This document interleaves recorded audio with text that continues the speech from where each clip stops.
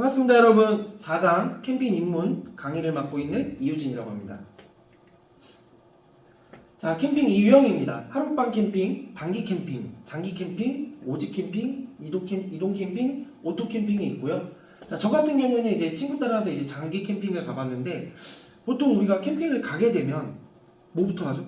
텐트 설치하고 음식 해먹고 정리하고 그 다음날 또 텐트를 철거하죠. 근데 이 장기 캠핑 같은 경우에는 내가 3개월이든 6개월이든 원하는 만큼 결제하고 그냥 음식만 사가지고 가면 돼요. 내가 나는 6개월 살고 싶어. 그러면 첫날 가서 기본적인 텐트 쳐놓고 그 안에 난로도 설치하고 이렇게 해놓은 다음에 또 내가 그냥 원할 때마다 주말이든 내가 원할 때마다 가서 음식도 해먹고 그냥 오고, 그럼 언제? 그 기간이 끝났을 때만 철거를 해서 와주시면 돼서 캠핑을 되게 나는 캠핑 되게 자주 가고 싶은데 즐기고 싶은데 하면은 이 장기 캠핑이 되게 좋은 것 같아요. 자, 다음은 텐트 설치 이제 세팅 방법 중에 이제 하나인 이제 풀세팅이라고 합니다. 풀세팅은 캠핑장의 면적이 넓고 구획이 정해지지 않은 캠핑장에서 많이 사용하고요. 캠핑 장비를 모두 사용해서 세팅을 하기 때문에 캠핑을 편안하게 즐길 수 있습니다. 자, 단점으로는 장비 구매에 많은 비용을 사용하게 되고요. 장비의 무게와 용량이 큽니다. 여기 사진 보시면 아시겠죠? 자, 다음은 세미 세팅입니다. 거실형 텐트로만 이용해서 타프를 구성하지 않고 생활 공간과 침실 공간을 구성하고요. 거실형 텐트만을 사용하기 때문에 공간이 높아서 입식 생활이 가능해요. 그리고 물품 정리에 편안하고요. 풀세팅에 비해서 저렴해요. 적은 무게와 용량으로 운반하기가 편리합니다. 자, 단점으로는 여름철 온실 효과로 인해서 온도가 올라가요. 그리고 필요한 장비를 구분하기 어려워서 전문가의 도움이 필요합니다. 자, 다음은 간편 세팅입니다. 이 그림 보시면 아시겠지만 되게 간편하게 되어 있죠. 그래서 짐을 최대한 줄이고 가장 기본적인 것만을 준비하고요. 혼자 또는 2명이 이제 생활하기에 적합한 이제 캠핑 방법입니다. 자, 야외에서 레저를 즐기려는 솔로, 듀오 캠퍼에게 적합하고요. 짐이 적고 설치에 풀세팅과 세미세팅에 비해서 시간 절약이 되고요. 작은 크기와 가벼운 무게의 용품 운반, 보관이 간편합니다. 자, 대신 4인 이상은 어렵고요. 부족한 용품이 많습니다. 그리고 이 사진에서 보시는 것과 같이 악천후에 취약해요. 자, 다음은 비박 세팅입니다. 보통 이제 백패킹이라고도 많이 하죠. 자, 먹고 자는데 최소한의 장비, 배낭 하나로 발길 닿는 곳을 체약 없이 다닐 수 있겠죠. 자, 언제 어디든 할 수 있는 캠핑법이고요. 생존에 필요한 최소한의 장비를 가지고만 다니고 다닙니다. 자, 단점으로는 이제 비전문가라면 2명 이상 필요하고요. 장비의 무게와 부피가 경량화되어 장비가 굉장히 비싸요. 그리고 장비를 내 몸으로 이동해야 되기 때문에 날씨의 영향을 받고 체력적인 힘듦이 많겠죠, 아무래도. 자, 다음은 야영 금지 구역입니다. 자, 생태 경관 보건 지역 중 환경부 장관이 지정하는 장소 외의 장소, 국립공원, 도립공원, 군립공원 및 지질공원 등에서 지정된 장소가 아닌 장소, 멸종위기 야생동물의 보호 및 번식을 위해 지정된 야생동물 특별보호구역, 국립수목원 또는 공립수목원, 상수원 보호구역에서는 이제 캠핑을 하실 수 없어요. 그래서 내가 캠핑을 가기 전에 여기가 캠핑이 되나? 꼭 검색을 해보고 가셔야겠죠? 자, 다음에 이제 텐트 설치하는 이제 1부터 6가지로 한번 나눠봤고요. 첫 번째, 우리가 텐트를 설치하는데 막 돌뿌리도 있고, 그런데 텐트 설치하면 잘 수 있을까요?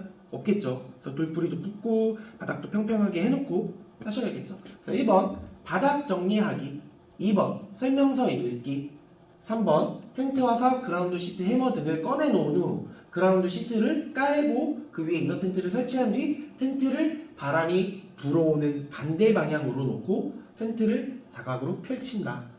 자, 여기서 제일 중요한 게 뭐냐면 텐트 입구를 바람이 불어오는 반대 방향으로 놓고 텐트를 치셔야 돼요.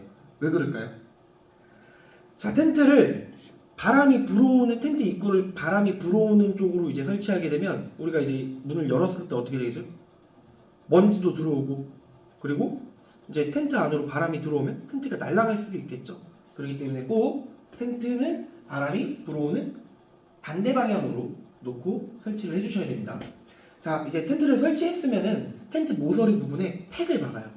날아가지 않도록. 그 다음에 폴을 조립한 후, 그 다음에 텐트의 양끝 대각선으로 폴홀더를 걸어주고 플라이를 씌운 다음 당김줄을 45도 각도로 이제 팩에 고정시켜 주시면 됩니다.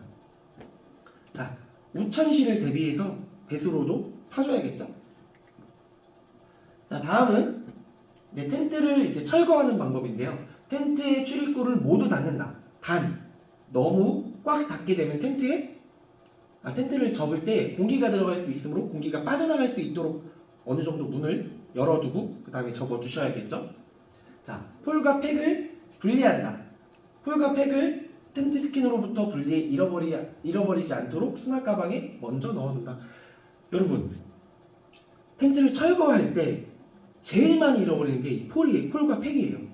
그래서 뽑자마자 한 곳에 모아서 바로 가방에 넣어주셔야 됩니다. 자, 텐트 스킨에 묻은 흙, 먼지를 가볍게 털어서 잘 접어서 사각형으로 접어준다. 만약에 이 텐트 스킨에 묻은 흙, 먼지를 털지 않으면 이제 깨끗한 부분도 어떻게 해요? 접다 보면 오염이 되겠죠. 그래서 꼭 그냥 가볍게 털어주시면 돼요. 가방에 플라이와 이너 텐트, 폴과 팩을 차곡차곡 정리한다. 자, 비 오는 날 텐트 철거하기.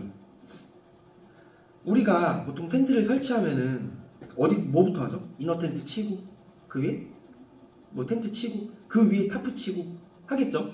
근데 비가 오게 되면은 나는 우중 캠핑을 즐길 거야 하시는 분들은 상관이 없어요. 근데 나는 우중 캠핑을 즐기고 싶지 않은데 갑자기 비가 와요 막.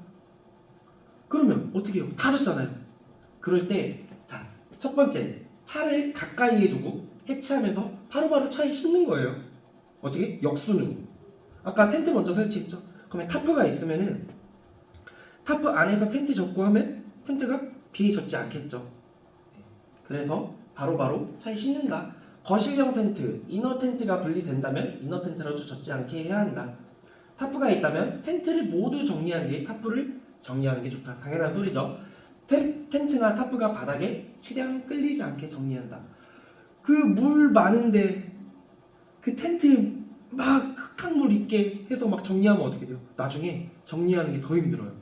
그렇기 때문에 최대한 바닥에 끌리지 않게 해줘야 되고, 젖은 텐트와 타프는 물기가 흐르기 때문에 아이스박스나 큰 봉지에 담아서 정리하고 집에 돌아간 뒤에 말려준다. 당연하죠. 타프가 굉장히 큰 텐트 같은 경우에는 차가 타프 안까지 들어가요. 그래서 이렇게 정리하게 되면은 마지막에 타프만 젖어요. 그래서 이런 부분을 꼭 알고 계시면 좋을 것 같아요. 자, 다음은 이제 텐트 보관법인데, 자, 텐트는 방수 효과가 있기 때문에 물 세탁을 하게 되면 방수 효과가 반 이상 떨어진다 그래요. 그래서 물 세탁을 하는 게 아니라 그냥 젖은 수건으로 그냥 쓱쓱 흙 먼지 털어주시는 게 좋고요. 젖은 텐트는 건조시켜 보관하며 젖은 상태로 보관하면 색상이 변하고 곰팡이가 쓸고 냄새도 나겠죠. 자, 텐트는 장시간 햇빛에 노출하지 말아야 하며 텐트 원단은 자외선에 약해 쉽게 손상될 수 있으므로 플라이를 씌워 보호하거나 그늘에 설치하셔야겠죠. 대형 텐트는 구조상 바람의 저항이 많아 설치 시에 주의하고 지형과 입구 부분 바람 반대 방향으로 향하여 설치해야 된다. 그래서 또 나오죠. 당김줄을 팽팽하게 설치하고 이제 바람의 저항을 충분히 막고 폴대 힙도 방지해 주는 것이 좋다. 자, 듀랄루민 폴은 제품의 특성상 사용 후 완전히 복원되지 않는다. 저희가 폴을 박을 때 조금 이제 폴이 잘 들어가는 곳이면은 폴이 휘지가 않아요. 근데 노지 캠핑 같은 거 할 때 이제 망치로 막 뚫어도 폴이 잘 들어가지 않는 곳이 있어요. 그렇게 되면 어떻게 되죠? 폴이 조금씩 휘어요. 근데 폴이 휜다고 해서 불량품이 아니고 어차피 폴 같은 경우에는 소모품으로 계속 구매를 해주셔야 돼요. 그래서 약간 휘어도 불량품이 아니다 라는 정도 알아두시면 되고, 아침 이슬에 젖은 텐트는 플라이에 걷어 나뭇가지에 걸어 말리고 몸체는 뒤집어서 바닥이 위로 가게끔 해서 말려주시면 됩니다. 자, 7번 산행을 마친 텐트는 완전히 말려서 부푸른 상태에서 보관하고 더러운 부분은 소리나 물로 털어내고 세제나 비누는 사용하지 않는 것이 텐트의 수명을 위해 좋다. 근데 요새 어느 업체 거 보면은 이 텐트 세정제가 또 따로 나왔다 그래요. 그래서 뿌려주면 텐트의 방수 효과도 더 지속이 되고 이런 세척도 가능하다고 해요.